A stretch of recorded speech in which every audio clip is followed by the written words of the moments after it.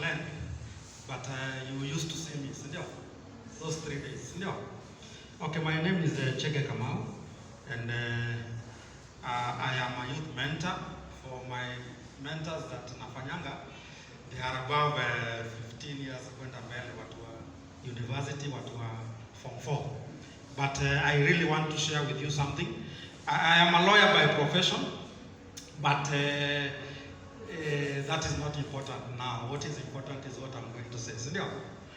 But I am very, very excited to see these young girls being very committed towards getting something that is worth than what we get hata kwa shule. Wazazi hawa watoto walikuwa wanakuja hapa by 8:30 walikuwa wame-seated. It was amazing. So well done, and I know if you apply that attitude in your life, you're going to go very far. So I'm going to take only Anne-Marie. I'm just going to take 10 minutes, not 5 minutes. Okay, so I have a passion to talk to young people about something we call purpose. But today I'm not going to talk about that. I'm just going to talk about 2 things. First and foremost, I want to talk to you about how to read and pass exams. Now, some of you mmefanya exams juzi, si ndio? Na sasa mmeanza masomo proper. Sasa ndio utaenda junior secondary, wengine waende high school, after hapo tuende university. So I'm going to talk just a few things about how to read and pass exams. But before I do that, I have written 5 questions here, and I'm going to start. Before I look at those questions, I want to hear 2 people waniambie answer ya hii kitu. Who is the most important person in your life? Can I get an answer back pale moja na moja hapa mbele? A volunteer, okay. Who is the most important person in your life? She says her mother. Naweza pata from wazazi. Who is the most important person in your life? Mzazi mmoja ajitolee. Who is the most important person in your life? Mr. Ngao? The God creator. God creator. Aha. Na mu-appreciate hawa watu. Another question at the back.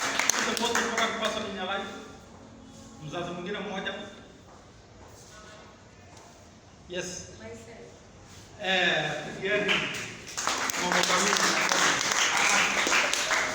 A good clap on that. She says the most important person is who? Myself. Is? Yeah, that is the answer. That is the answer. There are some people who would say that God is the most important person in your life. But you know God is not a person. God is not a person, he's a supernatural being. He's not a person. Number 2, your parent cannot be the most important person in your life. It must be you yourself. That's all. So from today to today, the most important person in your life is who? Now, I want you to take just 2 minutes, mufunge macho. Then we are going to ask ourselves these questions. Okay? Tunaweza funga macho for 2 minutes. I want you, when you have closed your eyes, I want you to meet the most important person, who is yourself. If it is John, I want you to meet John. If it is Bridget, I want you to meet Bridget. If it is Mokami, I want you to meet Mokami for 2 minutes. Have you met that person? I want you to have a meeting with that person for 2 minutes and ask that person these questions. Number 1, who am I? You're asking that person, who am I? Number 2, where am I from? Where am I from? Number 3, why am I in this universe? Number 4, what can I do? Number 5, where am I going? Open your eyes. Now, you cannot get the answers to those questions today.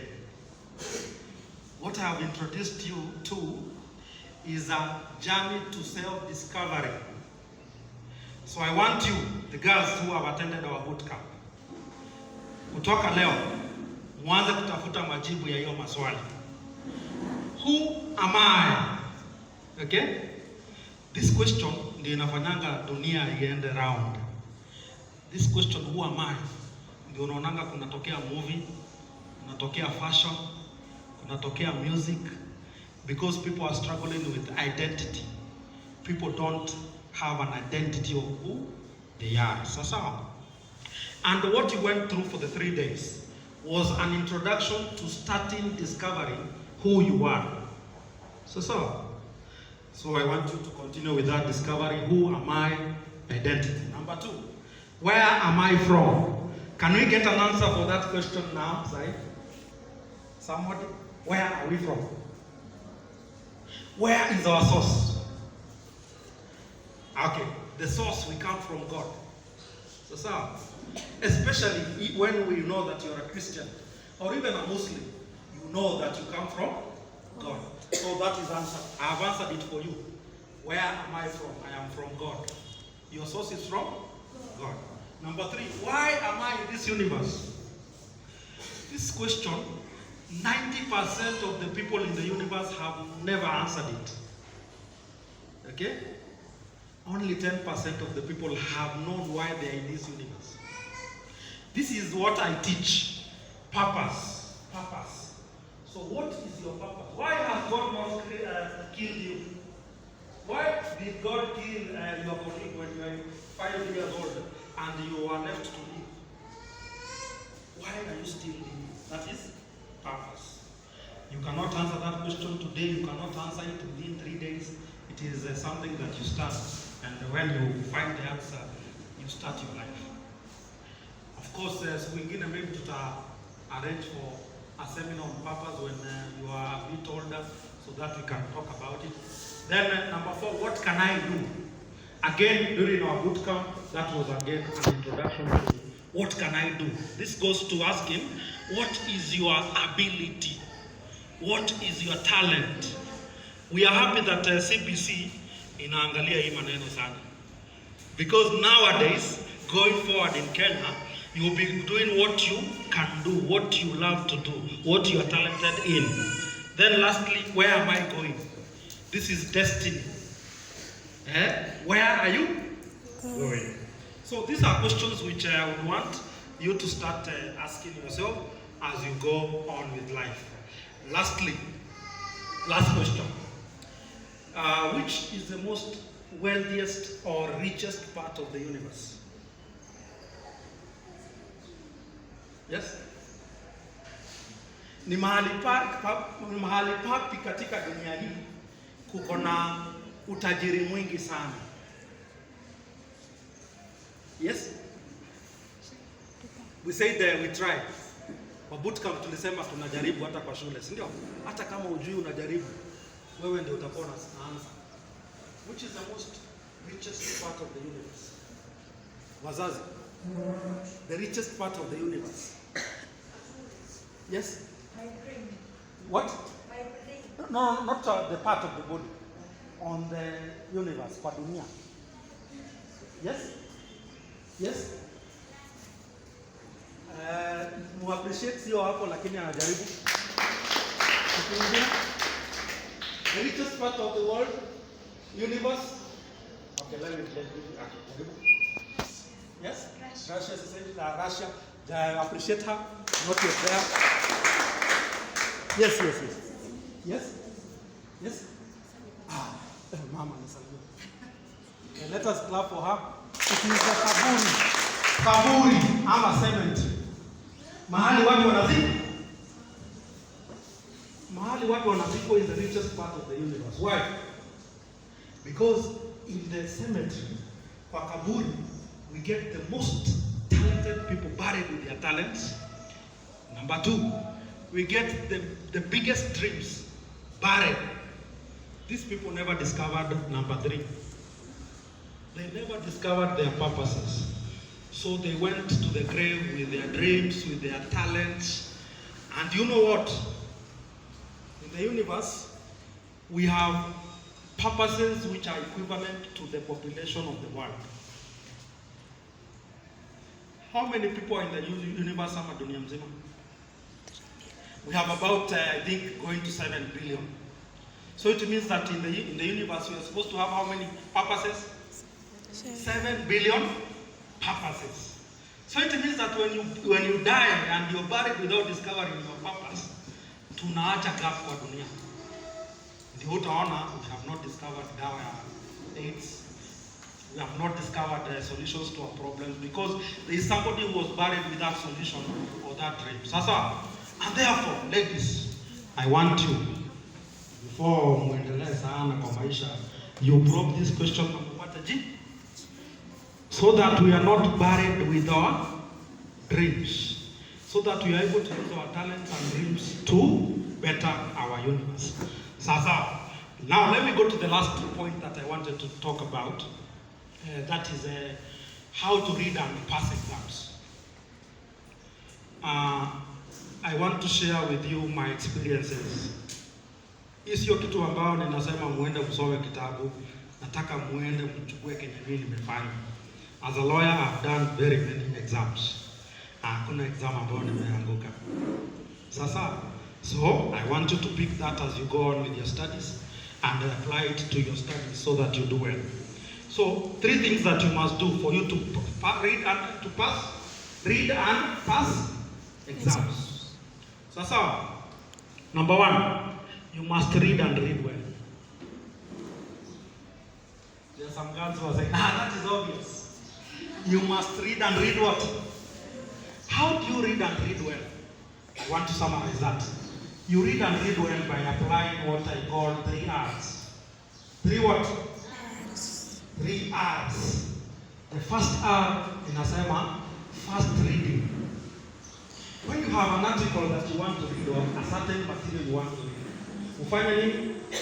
Fast reading. I want to give an example of a newspaper.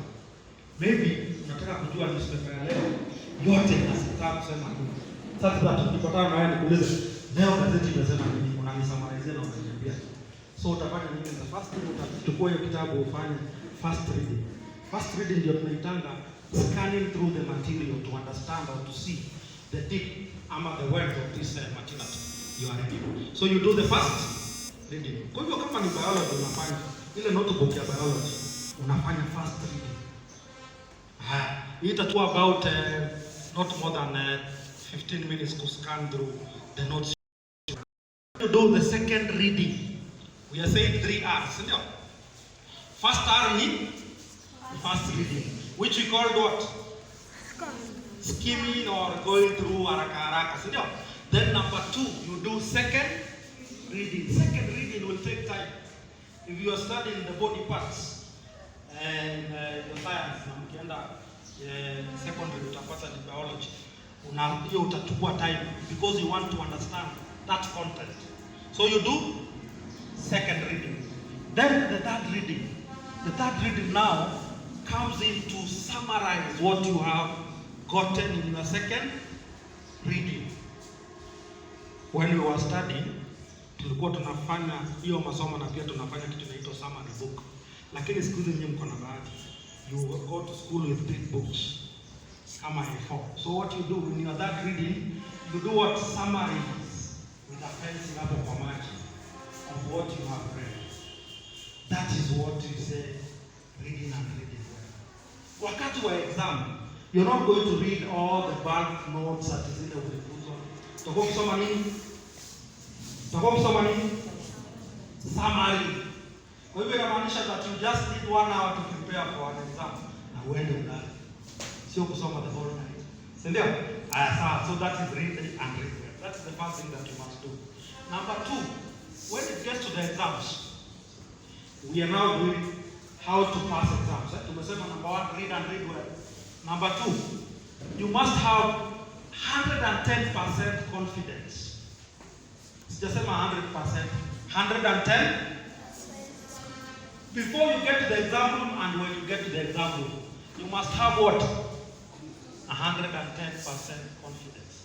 And therefore, what I am advising you is that you must always avoid anything or anybody who will diffuse that confidence from 110%